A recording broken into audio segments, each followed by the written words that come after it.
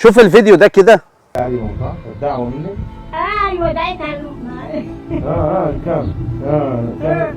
كانت دعوة منك انت حاسه قلت لي قبل انا كده. كنت غضبانه وهم عمالين اسمع او اسمعي.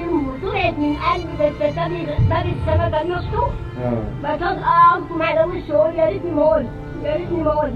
قلت ايه بقى؟ قلت لهم ايه؟ قلت لهم تطلعوا خشبه واحده انتوا الاربعه بس تطلعوا 4 خشبات. طلعوا 4 خشبات. طلعوا 4 فعلا ورا بعض بين العيال والعيال ساعه ونص. ارسلوني في الانعاش وارجع فوق الاقي واحده ماتت. ارسلوني في الانعاش والاقي واحده منهم. حاسه بالذنب بسبب الدعوه دي عشان كده قاعده معاهم. ايوه حاسه ما لحد ما كنتش معاهم. عشان انا اللي دعيت عليهم وربنا حقق الكلام بتاعي.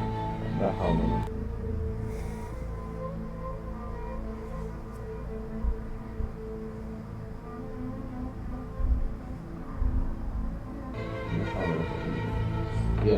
كنا احنا اسفين برضه طبعا لا بالاسف ولا حاجه كتر خيركم وصحبتكم.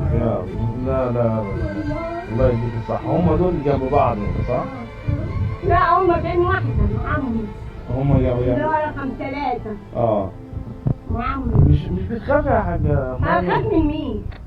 متهيألي أصعب من كده مفيش حاجة كده بصراحة تقطع القلب. أقسم بالله الست ديت يا سيدي حكايتها بسيطة جدا، حكايتها بتتلخص في كلمتين بس معانيها ممكن تقعد تبكي عليها سنين. السيدة ديت كان عندها من الأبناء 4، الله أعلم بقى كم ذكر وكم أنثى، بس كان عندها من الأبناء 4. كانت متعودة على طول إن هي تدعي عليهم، روح مش عارف إياك يجيلك إيه، روح مش عارف إياك يجيلك إيه، روح إياك تطلعوا مش عارف إيه، على طول كانت متعودة تدعي على أولادها. وللأسف الظاهرة ديت بقت موجودة عند معظم الأمهات الأيام دي. المهم الست ديت في يوم يا سيدي دعت على أولادها ال4 وقالت لهم روحوا إياك تطلعوا كلكم على خشبة واحدة. وفعلا كان في الوقت ده باب السماء مفتوح، وكانت الساعة ديت فيها ساعة استجابة وساعة عطاء من عند ربنا سبحانه وتعالى، وتستجيب دعوة الست وتستجيب دعوة الست ويخرجوا الولاد ويخرجوا البنات، كل بنت وكل ابن من أبنائها على خشبة،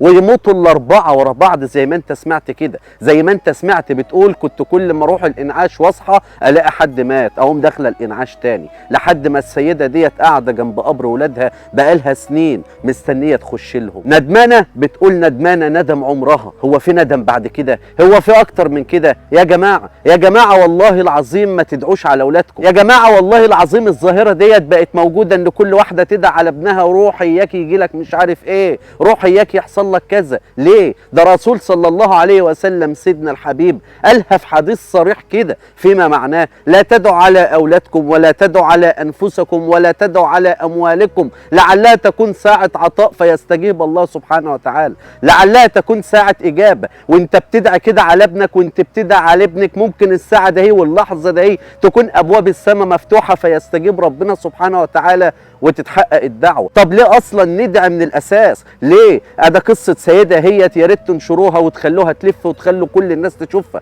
لعل اي حد او اي ام لسانها متعود على كده تبطل الحاجة ديت وما عادتش تدعي على اولادها تاني. انا افتكر قصة عمري في حياتي ما اقدر انساها من يوم ما بدأت الصفحة دي وبدأت اعمل فيديوهات. واحد كان باعت لي كده اول رسالة باعتها لي انا مش قادر اسامح امي. من قبل ما ارد عليه واعرف ليه قلت له لا ده انت لازم تسامح امك. ليه بقى؟ ايه الحكايه وايه اللي حصل؟ بدا يحكي له وبيقول ان هو كان بيحب واحده ورايح يتجوزها او رايح يخطبها، وكانت والدته رافضه تماما ان هو يتجوز البنت دي، لان خالته ولا عمته باين كانت بتقعد توسوس لامه ان هو ما يخطبش البنت دي والبنت دي مش عارف ايه، فالام رفضت ان هو يروح يخطبها، لحد ما كان بيقول ان هو صمم خلاص ان هو رايح يخطبها. دخل على والدته وقال لها هتيجي معايا ولا مش هتيجي؟ قالت له لا ما اناش جايه. فقال لها خلاص انا رايح، عشان الست تدعي عليه وتقول له روح اياك ما تلحق توصل لها. وهو في الطريق راكب العربيه بيعمل حادثه،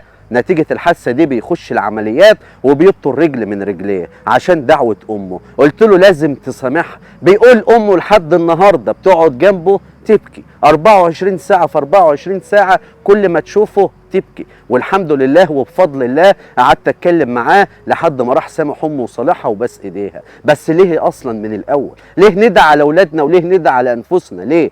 اوعى يا جماعه. والفيديو ده واديك شفت وسمعت بودنك، شفت بعينك وسمعت بودنك الام اللي دعت على اولادها الاربعه، دعت على اولادها الاربعه والدعوه استجابت، وقاعده من يومها بقالها اكتر من 20 سنه قاعده جنب القبر بتاع ولادها لما دعوتها استجابت ودخلوا كلهم القبر. يا جماعه بلاش تدعوا على نفسكم، بلاش تدعوا على اولادكم، لعلها تكون ساعه اجابه ويستجيب ربنا سبحانه وتعالى. يا ريت يا جماعه الفيديو ده ننشره في كل مكان، يا ريت فضلا وليس امرا انشره في كل مكان. ممكن ام او اب يشوف الفيديو ده ويكون متعود ان هو يدعي على اولاده ومن بعدها ما يدعيش.